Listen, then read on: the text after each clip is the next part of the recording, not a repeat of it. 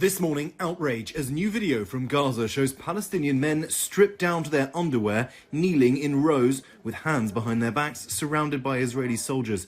Israel says the men are captured Hamas terror suspects. We pressed the IDF on that claim. Do you consider these to be terrorists or are they civilians? Israel does not arrest, apprehend, or target anyone in the Gaza Strip that is not a Hamas terrorist or poses an imminent threat to Israel. And then I saw the video, I was like, wow, I recognize this street. But I spoke to Hani Al-Madhoun, who says he recognizes his brother and nephew from these images. He says they're both civilians detained by the IDF. The power players have plans for Gaza or the Middle East. I hope that does not come at the expense of my family. I want them to be safe. There is a lot of hurt also on the Israeli side. I want to acknowledge that. But this is not in any way proportional. This is not you feeling sorry for the Israelis, does not empty your heart from sympathy for the Palestinians who are suffering. The Committee to Protect Journalists says another one of those men is a Palestinian correspondent, Dia Al-Khalout, and they are demanding his release. Another video appearing to show similarly stripped men packed in the back of moving army trucks.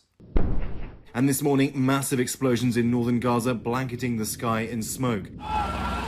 This as Israeli operations in the south ramp up. The war moving into the heart of Khan Yunis.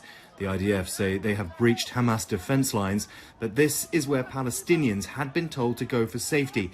These young girls, covered in dust, escaping death. The UN says nearly 1.9 million Palestinians are now displaced in Gaza, with food scarce, lines like these forming just for flour. And now a US official tells ABC News Israel is considering pumping seawater into the tunnels below Gaza, hoping to degrade Hamas capabilities. But that could also destroy filters that provide drinking water to civilians. As the war passes the 2-month mark, overnight in Israel, families of hostages coming together to mark the start of Hanukkah. Among the 137 still missing, 8 Americans, including Efrat Moor's cousin, Omer. We want to see negotiation. We understand that every day that they are there, jeopardize their lives.